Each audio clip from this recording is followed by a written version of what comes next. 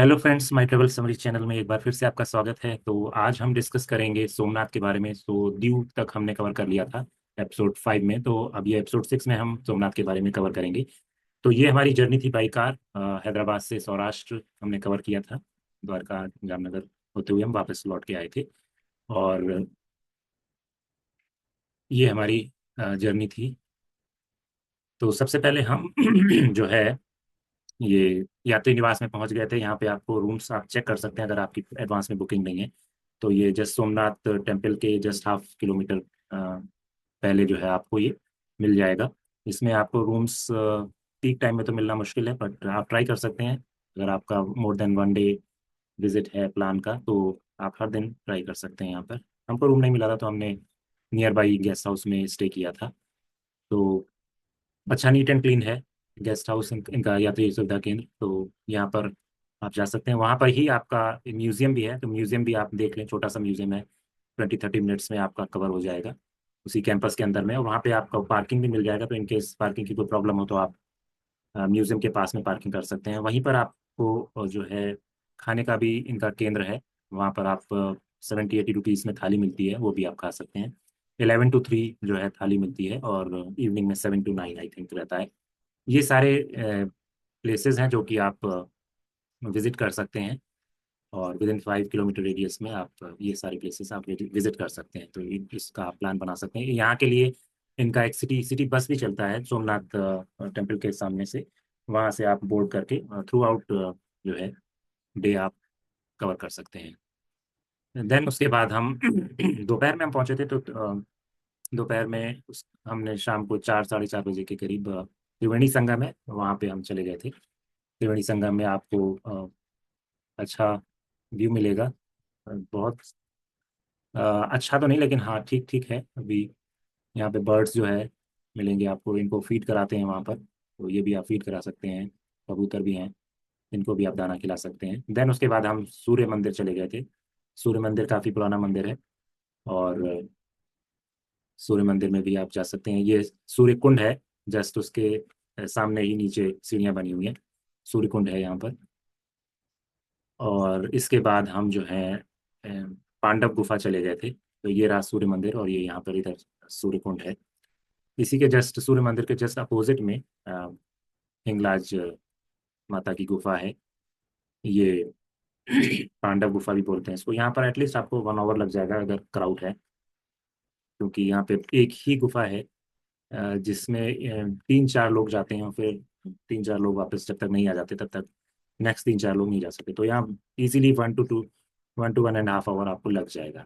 Then आपका कामनाथ महादेव मंदिर है, वहाँ पर भी आप जा सकते हैं और दर्शन कर सकते हैं। यहाँ पर भी एक छोटी सी गुफा है, वहाँ पे भी आप जा सकते हैं। ये हमने इवनिंग में जो अ, थाली खाई थी सोमनाथ ट्रस्ट का जो ऑफिस है, उसी के पास में इनका भोजनालय चलता है। पेड है यहाँ पर, तो यहाँ पर आप खा सकते हैं खाना। अच्छा था खाना, जरूर खाएं। ये उनका चार्ट रेट है, तो यहाँ पर कई सारे इनके भवन है रहने के लिए, एसी और नॉन एसी। तो इसमें आप ट्राई कर सकते हैं, ये उसका रेट चार्ट है। तो मिल जाए आपको तो यही बेस्ट ऑप्शन है रुकने के लिए। इसमें आप रुक सकते हैं। ये बाहर आपको ऐसा बोर्ड मिलेगा, और बोर्ड के लेफ्ट साइड में इनका पूरा ऑफिस और रहने का स्थान है। देन हम सोमनाथ टेम्पल चले गए थे मॉर्निंग में। तो ये आपको एक घोड़ा और उस पर एक सवार दिखेगा। अ, इसका भी एक स्टोरी है जो कि आपको लाइट एंड साउंड शो में बताएंगे। ये उसकी मूर्ति है। अ, और लाइट एंड साउंड शो के बारे में भी मैं कुछ इंपॉर्टेंट बातें बताऊंगा जो आपको इजीली अवेलेबल हो जाएगा, जिससे कि लाइट एंड साउंड शो। तो इसके जस्ट मुंह के सामने ही महादेव सोमनाथ टेम्पल है, नया वाला। और पुराना वाला टेम्पल उसी के पड़ोस में है। ये रहा आपका सोमनाथ टेम्पल। अंदर फोटोग्राफी अलाउड नहीं है, ये बाहर से ही फोटो लिया गया है। तो दूर से ही आप फोटोग्राफी कर सकते हैं। आपको सारी चीज़ें जमा करनी होंगी। आपको अपना वॉलेट, और वॉलेट आई थिंक कैरी कर सकते हैं। आपको अगर कोई बड़ा बैग है, मोबाइल है और शूज़ है, वो सब आपको डिपॉजिट करना पड़ेगा। अंदर आप मोबाइल, कैमरा या स्मार्ट वॉचेस नहीं ले जा सकते। तो ये एग्जिट पॉइंट है। एग्जिट पॉइंट पे हमने जब बाहर आ गए थे तो हमने ये पीछे टेम्पल का फोटो लिया था। तो आप इस तरीके से आप ट्राई करें। तो basically light and sound show के बारे में मैं ये बता सकता हूँ कि इसकी टिकट्स जो है आप जब जब भी जाएं, तो अगर आप इवनिंग की तरफ जा रहे हैं 5 o'clock के आसपास, तो 5 o'clock 5:30 से विंडो ओपन हो जाती है, वहां से आप टिकट ले सकते हैं। और टिकट लेने के बाद आप जो है 7:15 से आई थिंक शो चालू होता है, first show, and second show 8:15 के आसपास। तो वो टिकट आप जो है एडवांस में ले लें, अदरवाइज आपको बहुत लॉन्ग क्यू मिलेगा। और टिकट बाहर नहीं मिलता है, बेसिकली मंदिर के अंदर मिलता है, तो अंदर ही आपको एंट्री नहीं मिल पाएगी अगर आप 7 o'clock के आसपास जाएंगे। और दूसरी चीज़, ये टिकट लेने के बाद अगर आप जो है फिर से दोबारा एंटर करते हैं मंदिर के अंदर 7:15 के आसपास, तो उस समय आपको बहुत रश मिलेगा बैगेज काउंटर पे मोबाइल डिपॉजिट करने के लिए, क्योंकि अंदर इतना ज़्यादा क्राउड हो चुका होता है इवनिंग के टाइम में कि वो टिकट विंडो पॉज हो जाती हैं, वो क्लोज सी हो जाती हैं, जब तक कि उनकी स्लॉट्स खाली नहीं होती हैं रिटर्निंग वाली, तब तक वो आपको वेट कराएंगे वहाँ पर। तो अच्छा यही होगा कि आप री एंट्री करने से पहले ही आप जो है मोबाइल और बैग्स जो है डिपॉजिट कर दें, या उसको अगर आप दोबारा एंट्री कर रहे हैं तो पहली एंट्री जब आपने करी थी उसी समय आप उसको वहीं डिपॉजिट रहने दें, वरना री एंट्री में आपको बहुत ज़्यादा क्राउड मिल सकता है शाम की तरफ। तो ये हमें प्रॉब्लम हुई थी, हमारा शो मिस होते होते रह गया था, क्योंकि हमें मोबाइल और बैग्स जो है वो डिपॉजिट करने में बहुत टाइम लग गया था इवनिंग में। अदरवाइज आप रूम पे भी छोड़ के आ सकते हैं, या आप अपने कार में भी छोड़ के आ सकते हैं। तो ये एक इम्पॉर्टेंट पॉइंट है। देन ये सोमनाथ अन्न क्षेत्र, यहाँ पे निशुल्क भोजन मिलता है। ये पुराने वाले टेम्पल के, जो अहिल्याबाई टेम्पल बोलते हैं, अहिल्याबाई होलकर ने जो बनवाया था, उसके जस्ट अपोजिट में है ये। यहाँ पर आपको एक ऐसे टोकन लेना पड़ेगा, देन टोकन के बाद क्यू में लग के आपको लेना पड़ेगा। ये जो है पुराना वाला सोमनाथ टेम्पल है, उसके अंदर शिवलिंग तक आपको जाने देते हैं। वहाँ पर आप जलाभिषेक भी कर सकते हैं। ये पुराना वाला टेम्पल है, जो कि उसी के पड़ोस में है, सोमनाथ महादेव का जो नया वाला टेम्पल है उसके पड़ोस में है। ये उनकी फोटो है अहिल्याबाई जी की, इन्होंने बनवाया था। देन अगेन कौन कौन से प्लेसेस हैं विजिट करने के लिए आप देख सकते हैं। देन ये हम चले गए थे बाण गंगा में। बाण गंगा जो है बेसिकली फेमस है यहाँ पर। यहाँ से जो अ, बाण चलाया था उसने, भील ने यहाँ से बाण चलाया था श्री कृष्ण जी के तलवे को, हिरन समझ के उसने बाण चलाया था, और उनके तलवे में लगा था। तो ये थोड़ी दूरी पर है यहाँ से भालका तीर्थ। यहाँ पे भी आप आके शिव जी की पूजा कर सकते हैं। बेसिकली यहाँ पे 2 शिवलिंग मिलेंगे। अभी किसकी क्या मान्यता है ये नहीं पता, लेकिन 2 शिवलिंग है यहाँ पर। इन फ्यूचर में भी आपको कुछ ज़्यादा भी मिल सकते हैं, क्योंकि कमर्शियल है सब कुछ। तो यहाँ पे भी आप आएँ, और अच्छा प्लेस है। देन यहाँ से हम चले गए थे भालका तीर्थ। ये सब नज़दीक नज़दीक ही हैं, आप कवर कर सकते हैं। एक ऑटो में भी आप पूरे दिन के लिए हायर करके भी जा सकते हैं। तो भालका तीर्थ मंदिर में यहीं पर उनके कृष्ण जी के तीर लगा था जब वो पेड़ के नीचे बैठे थे। तो ये जो है उनसे क्षमा याचना कर रहा है कृष्ण जी से। और इसी पेड़ के नीचे कृष्ण जी बैठे थे विश्राम करने, तो वहां पर उनके तीर लगा था। और इस टेम्पल में भी अच्छा व्यू मिलेगा आपको, अच्छा आनंद मिलेगा। तो यहाँ पर भी आप जा सकते हैं,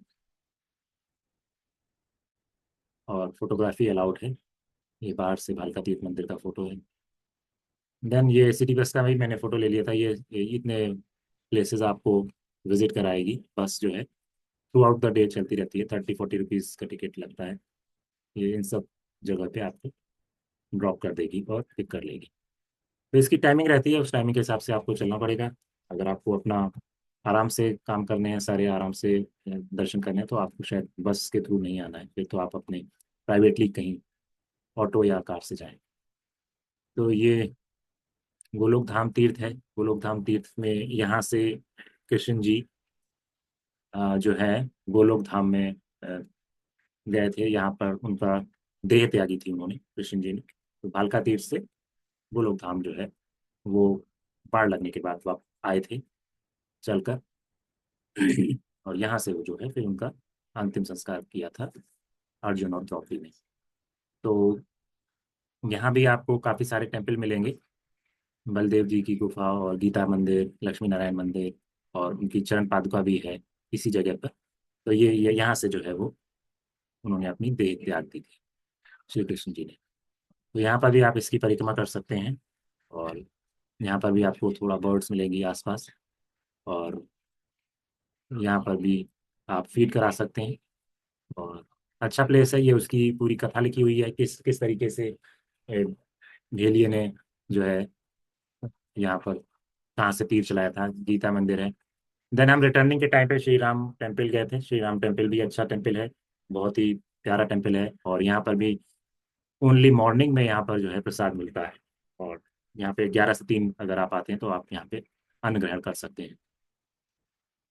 तो ये इसकी टाइमिंग है 11 से 3 तक। और ये भी अच्छा टेम्पल है, यहाँ पे आप जो है फोटोग्राफी कर सकते हैं। और बहुत ही सुंदर मूर्तियाँ लगी हुई हैं। और यहाँ पर आप श्री राम राम राम जो है लिख सकते हैं, बुक में एंट्री कर सकते हैं जितना भी आप लिखना चाहें। लिख के आप अपना नाम दर्ज कर सकते हैं। और ये कुछ मूर्तियाँ हैं जो श्री नरेंद्र मोदी ने जो है डोनेट की है यहाँ पर। उनको जो उपहार में दी गई थी वो यहाँ पर इन्होंने मंदिर को दान की है। तो बेसिकली ये भी एक अच्छा टेम्पल है, श्री राम टेम्पल। इसको भी आप विजिट करें। यहाँ कुंड है पीछे की साइड में टेम्पल की, यहाँ भी जा सकते हैं। देन हमने इवनिंग में ये ओशन व्यू, अगर आप समुद्र की तरफ, समुद्र तट की तरफ जाना चाहते हैं तो समुद्र तट की तरफ ये ओशन व्यू से जाएंगे। 5 या 10 रुपीज़ का कैश में टिकट रहेगा। और यहाँ से आप जा सकते हैं इवनिंग टाइम, या ये कभी भी जब भी आपको समय हो। बेसिकली मॉर्निंग और इवनिंग में ही अच्छा रहता है, दोपहर में तो गर्मी रहेगी। तो ये 6 बजे से शाम को 8 साढ़े 8 तक ओपन रहता है। और यहाँ पर आपको काफ़ी कुछ एक्टिविटीज़ मिलेंगी बेसिकली। तो यहाँ पे भी आप जा सकते हैं, हनुमान जी की मूर्ति मिलेगी। तो इवनिंग की तरफ आप जा सकते हैं या मॉर्निंग की तरफ भी आप जा सकते हैं। देन यहाँ पर हमारा दिन ख़त्म हो गया था। हमने इवनिंग में जो है यहाँ पर जो लाइट एंड साउंड शो किया था इस यहाँ से।